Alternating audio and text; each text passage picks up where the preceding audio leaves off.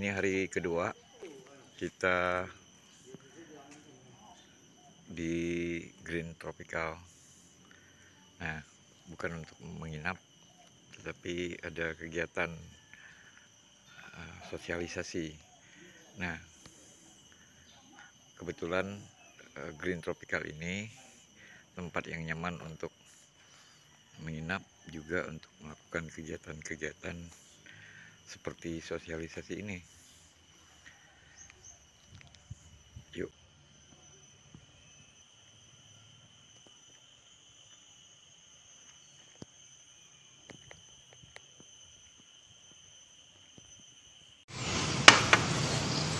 Semua yang bernuansa tropikal menjadi ikon dari bangunan dan landscape yang ada di Green Tropical ini. Sebuah kawasan resort yang ada di tengah kota Tanjung Pandan. Jadi jaraknya ke pusat kota mungkin 1 atau 2 kilometer. Air dan suasana yang hijau ini dulunya memang merupakan sumber mata air. Orang Belitung menyebutnya suga atau kepala ai. Nah, karena kepala ai, sumber mata airnya terjaga jernih dan ada beberapa tanaman yang menjadi ciri dari keberadaan suga atau kepala ai ini. Misalnya pohon nau, pohon kabung, dan tanaman-tanaman tropis yang sebentar lagi memerah, rambutan, Musaceae paradisiaca atau pisang, teratai yang tumbuh sepanjang aliran air, dan nuansa alam, bunyi-bunyi ketair, jenis serangga yang menjadi indikator bahwa tempat ini memang terlindungi dari kebisingan. Jadi kita tidak merasakan berada di tengah kota sebenarnya. Dengan bunyi ketair, dan ini tanaman yang cukup monumental. Kita lihat ini ada biawak,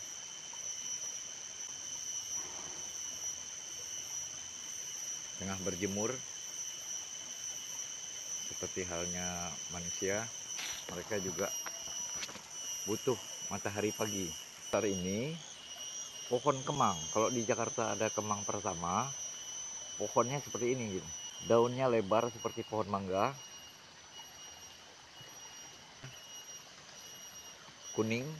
Nah, ada mitos mungkin ya, ada ungkapan dari orang Belitung, kalau ditimpa kemang ini bisa kemangan, bisa lebih berbahaya daripada ditimpa kelapa.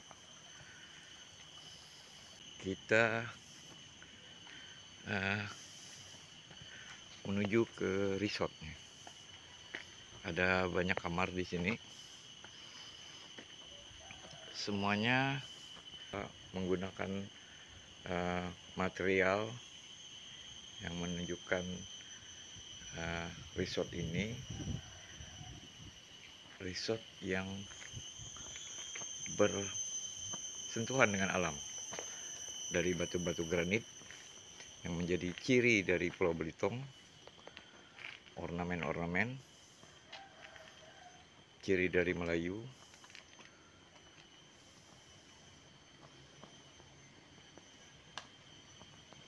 semuanya didominasi oleh material kayu.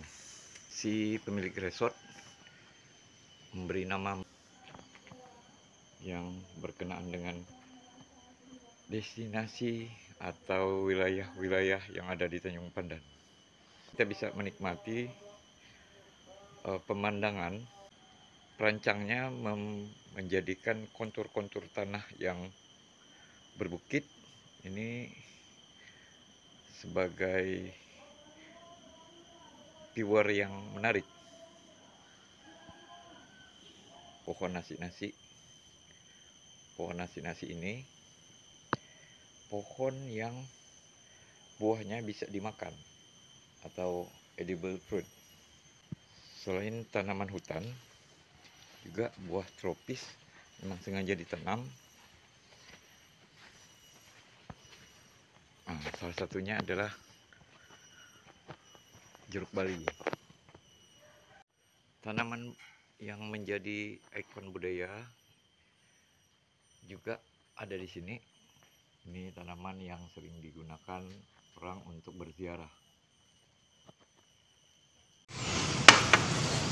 Kita ke tempat yang agak rendah sambil menyusuri trek. Ada yang seperti ini.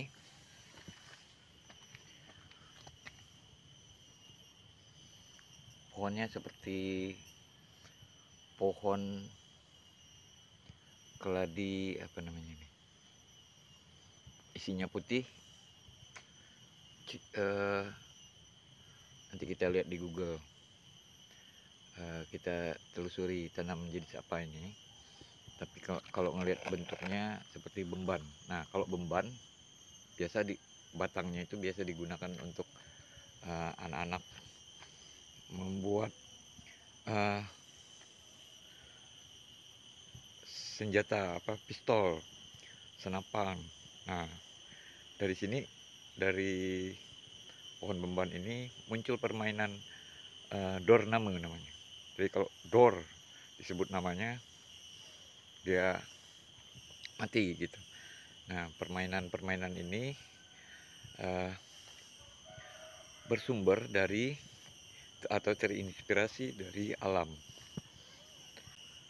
Sepertinya banyak tanaman-tanaman buah yang memang sengaja untuk memperkuat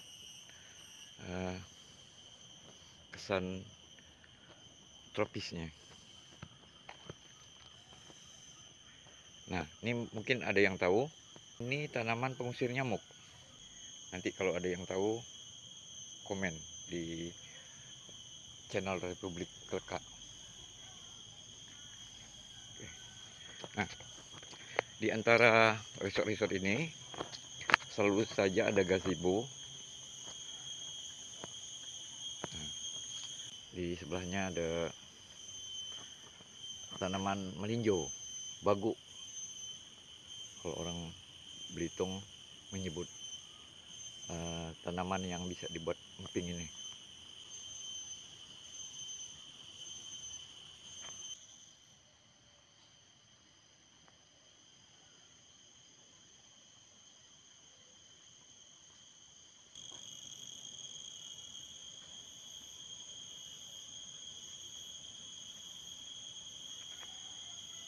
Dari Membalong kita ke Perpat, Batu Mana, Aik Batu, dan nama tempat lain yang mengenalkan, mempromosikan destinasi wisata yang ada di selatan Pulau Belitung. Kalau ini tempat penginapan, kita menuju ke lokasi yang kolam yang lebih besar. Ada 2 kolam yang di atas. Ini yang bagian bawahnya. Nah, bagi yang ingin menjalankan ibadah di sini disediakan juga musola. Nuansanya masih nuansa tropis. Tanaman yang tidak kalah populer adalah Dilenia subtropicosa. Sayang ini belum berbunga, atau lebih dikenal dengan sebutan simpor. Daunnya ini digunakan untuk membungkus. Kalau kita makan mie Belitung dialasi dengan daun simpor yang lebar ini, aromanya akan berbeda ketika kita ingin membuat tempe. Juga orang-orang dulu menggunakannya ini sebagai pembungkus.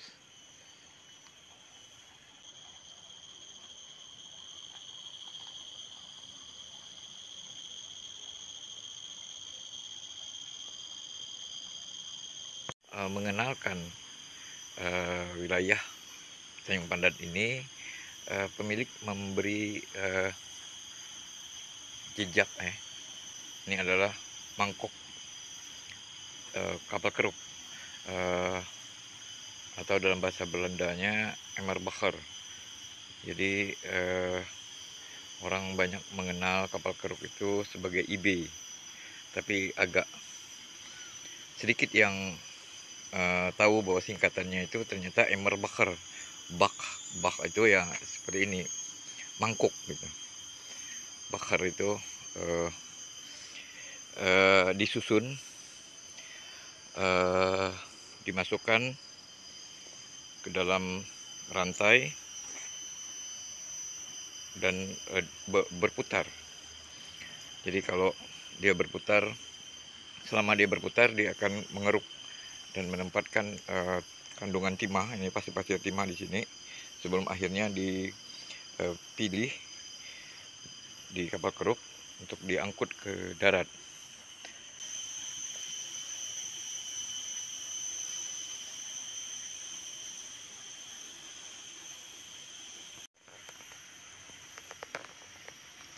Kalau ada yang nggak tahu dari mana sumber ijuk, inilah dari pohon enau ini. Jadi pohon enau ini tidak hanya digunakan airnya itu bisa menjadi tuak atau minuman beralkohol setelah difermentasi, tapi juga untuk tempat alas matras. Jadi matras-matras yang empuk itu atau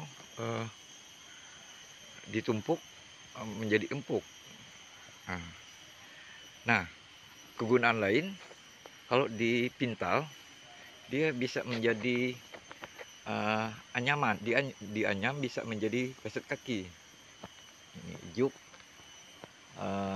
Tentu manfaat lain adalah air nira untuk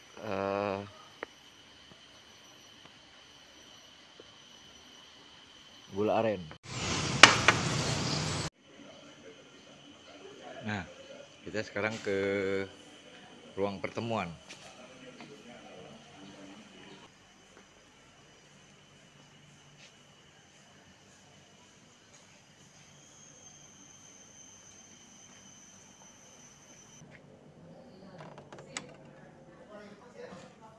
Iya, tetap itu bisa silakan, tapi tetap beberapa tabung Bu.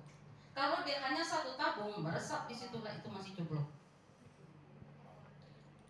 Memang kelemahannya. Perenggu jangan lupa subscribe, jangan hanya krip-krip.